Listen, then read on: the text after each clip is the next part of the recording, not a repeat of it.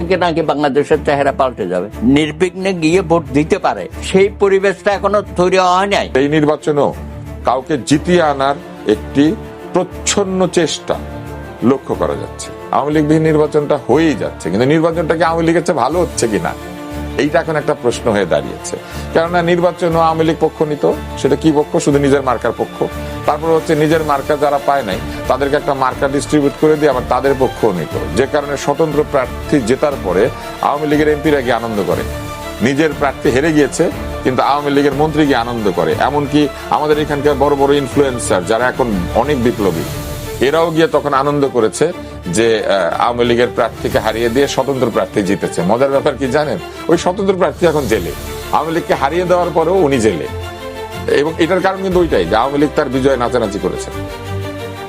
এখন যে নির্বাচনটা হচ্ছে সামনে, এই নির্বাচনটা কেন আসলে ঐতিহাসিক হচ্ছে না বা হবে না, এর একটি বড় কারণ হচ্ছে নির্বাচনের তফসিল ঘোষণার সঙ্গে সঙ্গেই একজন প্রার্থী মৃত্যুবরণ করছেন সন্ত্রাসের কারণে।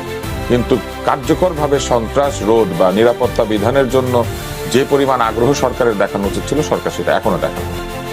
দ্বিতীয় হচ্ছে, এই নির্বাচনের আগেই যখন এই নির্বাচন বিষয়ক কথাবার্তা হচ্ছে, একটি দলকে তাদের ইচ্ছা মতো প্রতীক বানিয়ে সেটা বরাদ্দ করে দেওয়া হয়েছে। তারা যেভাবে চেয়েছে সেইভাবে একটা প্রতীক বানিয়ে দেওয়া হয়েছে। এত প্রতীক থাকার পরও তাদের পছন্দ না, সেই জন্য তারা ওই প্রতীক নেয় নাই। যেমন ধরেন, আপনি এটা করতে পারেন, কিন্তু আপনি একটা বড় স্টোরে গেলেন, সেখানে শাড়ি পছন্দ না, আপনি জামদানি যে বানায় তাকে ডেকে এনে বললেন আমার ডিজাইনে জামদানি বানায় দেন। তো এটা তো করা হয়েছে, নির্বাচন কমিশন করেছে। এই কারণে এই নির্বাচনে একটা পক্ষপাত দেখা গিয়েছে। মানে আপনি বলছেন যে কাস্টমাইজ করা হয়েছে, অবশ্যই এটা তো প্রমাণ আছে। তারপরে কি করা হয়েছে নির্বাচনে? তারপরে নির্বাচনে যেটা করা হয়েছে সেটি হচ্ছে, এই নির্বাচনে প্রার্থী বিভিন্ন যারা দল রয়েছেন সেই দলগুলি তাদের মতো নির্বাচন করছে, কিন্তু সরকারের পক্ষ থেকে অন্তত একটি দলের ব্যাপারে ইঙ্গিত দেওয়া হয়েছে যে তারা অনেকে জিতবে, জিতে তারা সংসদে যাবে এবং তারপরে তাদের মধ্যে কেউ কেউ মন্ত্রী হবে। মন্ত্রী তো যে জিতবে সেই তো হবেই, আলাদা করে এটা বলতে হলো কেন? এইখানেও একটা বিষয় এসেছে যে কারো প্রতি স্নেহ বেশি, সেটা বয়সের কারণে হোক আর যে কোনো কারণে হোক। তারপরে এই নির্বাচনে আর কি সমস্যা দেখা দিয়েছে? এখানে দ্বৈত নাগরিকত্বের ইস্যুকে খুবই হালকাভাবে হ্যান্ডেল করা হয়েছে। এইখানে ঋণ খেলাপের ইস্যুকেও খুবই হালকাভাবে হ্যান্ডেল করা হয়েছে।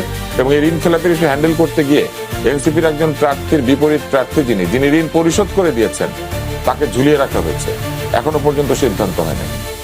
এবং পোস্টাল ব্যালট তৈরি করা হয়েছে। সেই পোস্টাল ব্যালটে অনেক প্রার্থী যারা স্থগিত হয়ে গিয়েছিলেন তারা তাদের প্রার্থিতা ফেরত পেয়েছেন কোর্টে গিয়ে, কিন্তু পোস্টাল ব্যালটের অন্তত 4.5 লক্ষ ভোট তাদের প্রার্থিতা ফেরত পাওয়ার আগেই